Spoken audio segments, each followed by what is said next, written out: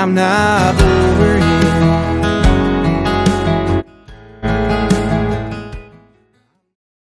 Hey, what's good, guys? Your boy Mario back at with another video. So today we'll be checking out the most dirtiest players in NBA history.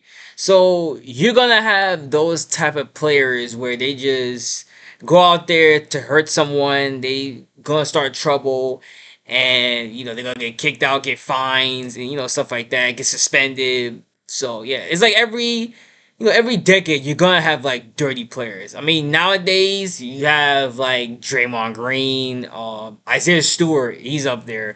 Yeah, it's not that many right now, but I could just think of those two. What's his name? Desmond Bain. He's getting up there. He's a little bit Desmond Bain, a little bit. Who else? Draymond, Isaiah Stewart, Desmond Bain, a little bit. Um. That's about it so far. Not gonna lie, the guy on the Pelicans too. I can't think of his name, the point guard, but he's a little bit. I've been seeing he get little fights here and there, but yeah, it's not that many nowadays. But back then there was a lot of dirty players. So yeah, you had like the whole Pistons team from the '80s. They were crazy. I was watching their video on it was what I think it was it Netflix? Netflix? I think it was Netflix. Um yeah, they was about the whole '80s team. Like that was wild, man. Detroit Bad Boys for real. So yeah, but yeah, right now it's Draymond Green, that's Isaiah Stewart. And yeah, you have Ron Artest. He another one that's like, he be crashing out and stuff like that. So yeah, I was watching Mouse of the Palace too the other day. It was just crazy. I've seen that a lot of times, like Mouse of the Palace, but they put on Netflix, months, years ago. So I just started watching it again. Everything, yeah, it's crazy, man. So, but yeah, I wanted to dive on into these players right here, the dirtiest players in NBA history. But before we dive on that, make sure I give this video a thumbs up. If you're new to the channel, subscribe to your boys. Let's dive on in. Jalen Rose often says that NBA players fall into two categories: those who are in the league because of their skill and those who got there for their will. Every team needs guys that will get points and assists, but you also need Malice to of have the dogs on Palace your was team. crazy. Guys Garnett, who will up be there, relentless on the court and Anthony bring Mason, a warrior mentality, and occasionally make a hard foul. In this video, we'll Rodman. discuss the You say second Rodman? category Yeah. and those players who are famous for getting their hands. Sprewell might be on here. The fact that you choked out a coach is crazy. Yo, that shit. Wow, I heard a story about that. Yeah, that's nuts. I heard that. Yeah, that was crazy. I think what's his name? Brian Shaw. He was talking about it during Paul George podcast. You could go check it out. Well, he was talking about the Sprewell situation with the coach. Yeah, that man choked him out. Hands dirty. Here are the dirtiest players in NBA history. Let's go, man. Bill Laimbeer. If there was a poll with a knowledgeable and unbiased NBA audience, boys, and the question was asked, who's the dirtiest player in NBA history, I'm willing to bet a large amount of money that Bill Laimbeer would get the most votes. Laimbeer is one of the main reasons why the '80s Pistons were called the Bad Boys, and he is still probably an unwelcome guest in Boston and Chicago. Even though I missed the physicality in the NBA game today, what the Bad Boys represented was another extreme. And Bill Laimbeer was at the forefront of everything, together with teammate Rick Mahorn, who was not on the list but definitely deserves a mention. Tripping, punching, and starting fights was a daily routine for Laimbeer, and so was flopping and acting all innocent in front of the refs. You could make the counter argument that the whole '80s era was full of hard fouls and fights on the court, and you'd be correct. However, Laimbeer and the Bad Boys were doing the heavy lifting for that image of the '80s basketball. It's not a surprise that most players would turn their ankles against Detroit in their center, who often planted his feet deliberately in the place where his opponent would land. Larry Bird said he had many rivals on the court and that he would warmly greet all of them today, except Laimbeer, whom he called a dirty player who tried to injure people on the court, which went above and beyond the usual basketball roughness. I'm surprised they didn't show the oh yeah, Oakley. Yes, Oakley's up there, but I ain't surprised they didn't show that clip of Michael Jordan when he went to the lane. Yeah, and he got clothesline, bro. That shit was crazy. But yeah, another guy today. I mean, I don't know if you called him. He's like up there, but like I think he's more of a troll. But like Dylan Brooks and stuff like that. I don't know if he like dirty player and Like you know what I'm saying? Like he be trolling, but like people like Draymond and stuff like that, yeah, they be wild. But yeah, Charles Oakley, he another one, yeah. Charles Oakley. Oakley was an instigator, an enforcer, and a man whose skills would have easily translated to the MMA octagon. Jeez! Michael Jordan hated when Oakley got traded to the Knicks because he was his biggest insurance against the cheap shots from the bad boy Pistons, who really beat the hell out of Jordan in those years Oakley wasn't there. However, being tough is a skill, and even though he was never a great player, Oak's mentality kept him in the league for almost 20 years. Oakley played in the era where his skills and services were much needed, and he was probably the toughest guy to play in the NBA in the 90s, and nobody was trying to mess with him. He'll forever be remembered as a guy who'd get into fights in NBA games over his actual contribution to the game of basketball. But that's okay. He probably wouldn't have it any other way. Ron Artest. Like most of the players on this list, defense was the bread and butter for Ron Artest, who made 4 All-Defensive teams, highlighted with the Defensive Player of the Year award in 2004. Great defense requires a lot of hustle, physicality, and throwing your body all over the floor, and Artest fit the requirements perfectly. And then some. He was no stranger to throwing punches and elbows, wrestling, and arguing with whoever was in his sight, which earned him over a dozen suspensions and numerous ejections throughout his career. Of course, the worst one of all was the malice at the Palace, when he entered the stands, fought several fans together with Steven Jackson, in what was the biggest fiasco in NBA league history. In 2011, he legally... Yeah, that shit was wild. The fact that the guy threw the cup at him, yeah, I'll be mad too, bro. I'm sorry. Like, you throw something at me, yeah, I'm going crazy too, bro. I'm crashing out. Because the fact that you threw something at the person, and like, it was between him and them was like the basketball players, and your ass gonna throw the cup at me, but I get like fans now, like they feed off of players. So like if the players get mad, they gonna get mad. You know what I'm saying? So, but yeah, I'm sorry. What Ron Artest did, I want to blame him, bro. Cause if somebody throws something at you, you just gotta stand. Nah, I'll get pissed off. I'm not gonna lie. And then all of a sudden, he gets on the court, Ron Artest, and then all of a sudden there's another guy's coming, and he punches him too. Yo, bro, that shit was crazy. I'm not gonna lie. Yeah, if the Malice of the Palace didn't happen, who knows, man? Pacers could went further. Who knows? But yeah, I think that messed up his reputation. I'm not gonna lie. So I mean, he won a championship with the Lakers, everything, you know. But I heard like stories. It was kind of hard for him to like go to other teams because people just thought he was crazy, everything. So yeah, he was crazy. But yeah, man, it was wild. He changed his name to Meta World Peace, but he quickly showed that his name was an oxymoron. In the following season, he nearly took the head off James Harden's shoulders with a nasty elbow punch, I've seen this, which further cemented his reputation of being dirty. Bruce Bowen.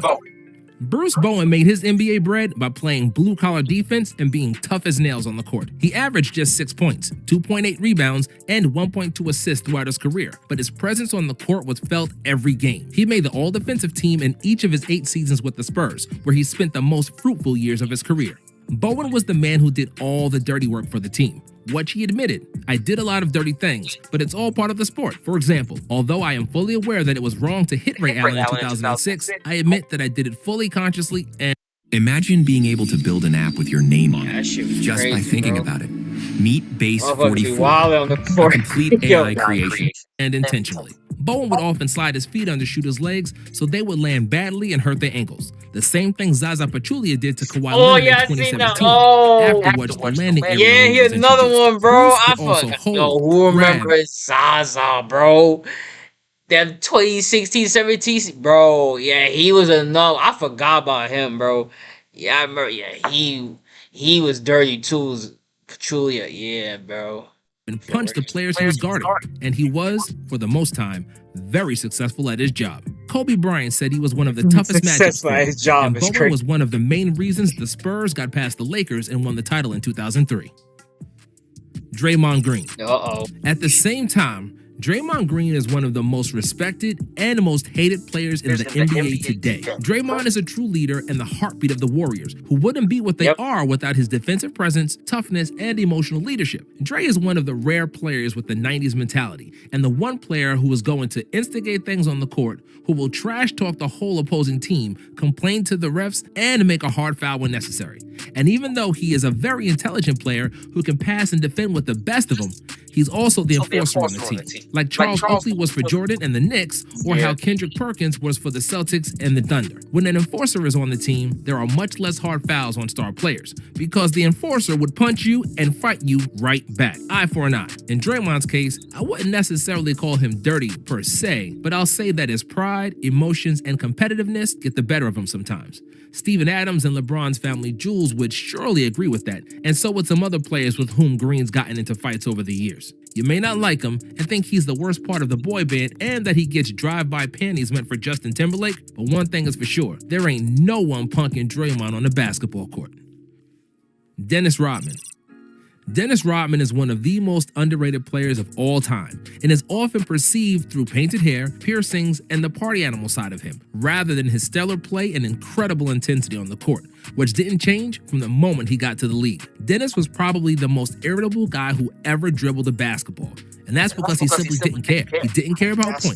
He didn't care if he would get hurt or not, or what anybody would think of him. What he did care about are rebounding and defense, and he did those two things to perfection. Rodman is, without a doubt, the best rebounder who ever played and was a coach's dream on defense. Dennis would absolutely hound the opposing players, and because he was incredibly strong at 6'7", he guarded Michael Jordan and Shaq with the same vigor and same success. Rodman was a pest, and he'd never give up, and he gets under players' skin throughout the whole game. Because of his physicality and because he was always in everybody's face, his opponents never really cared for him, and he often got in fights during games, especially in later years when his public image dictated and carried some of the extravaganza on the court.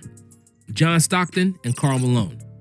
John Stockton looked like he was one of the nicest NBA players you'll ever meet. Soft-spoken, with his hair neatly combed, and his style resembling a guy that's about to sell you insurance.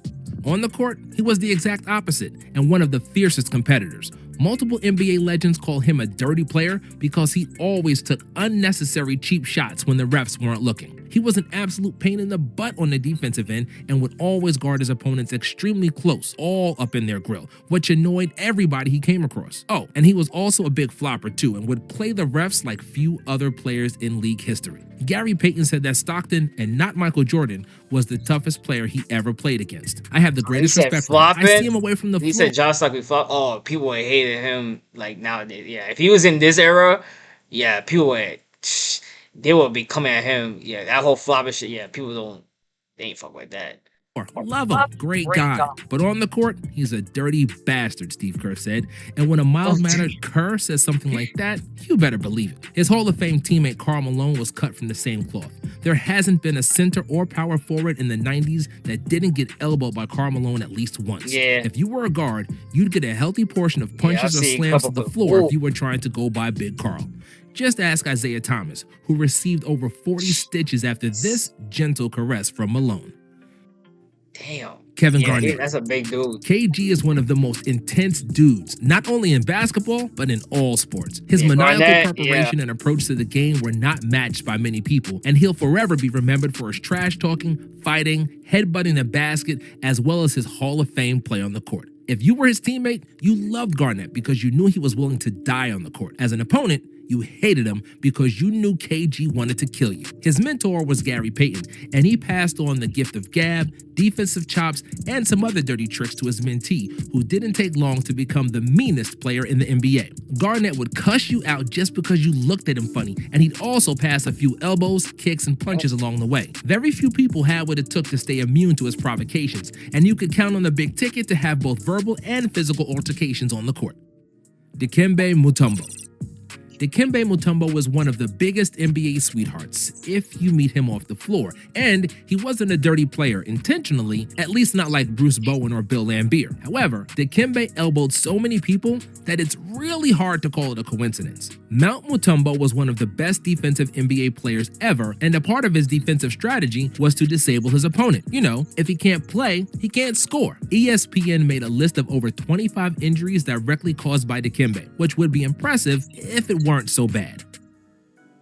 Rasheed Wallace. Oh yeah, Rasheed. You can't become the all-time leader in technical fouls by being a saint on the court. Rasheed was the main player of the famed Portland Jailblazers in the early 2000s. After which, he proved to be the missing piece that would bring another title in Detroit. Rasheed brought tremendous energy on the court, and he used it to trash talk and fight his opponents, argue with the fans and the referees, and he even found time to play a little basketball. If you ask him about his rough play, I'm guessing he'd just tell you that the ball don't lie, and that both teams played hard. He kept looking at the ref each time, the ref still gave him a take. Like, God. Yeah, that should be crazy, man.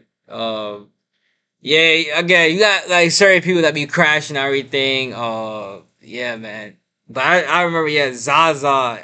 That's crazy. The fact that he put him in this video. Yeah, I remember. Yeah, he was bugging out too. But yeah, you always got those type of dirty players, man, that be in the game, that be going all out and just start like fighting and shit like that. You know, it'd be crazy. So yeah, nowadays there's not that many.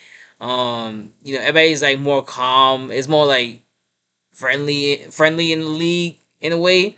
But yeah, back then, yeah, bro, they be geeking, bro. But nah, Draymond at first, like, I know a lot of people like hate him and stuff like that.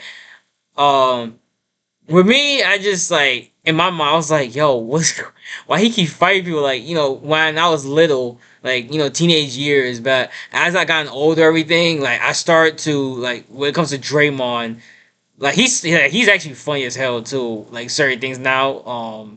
The clip where the guy from the Brooklyn Nets, the old dude from the Brooklyn Nets, he told him to shut your old ass. Bro, he be wildin'. Yeah, he funny, but you can tell, like, you know, he's having a good time now. He's still like Draymond, like certain days, but yeah, he's he's really like funny, bro. Like he different, but nah, this was a good video, man. Let me know down in the comments who you think is the dirtiest player in this video, man, because there's a lot of them that's, you know, they play dirty, everything, always get into fights. They'll do anything to win. They will like hurt you for real. So who you think, down in the comments, who you think is the dirtiest player in this video? And who you think that should be mentioned? If there's people that's dirty and they're not in the video, who else do you think should be in this video? Let me know down in the comments, and let me know down in the comments too what you want to see next. If you're new to the channel, subscribe to your boy. Have a good day, stay safe. I'll see y'all in the next video.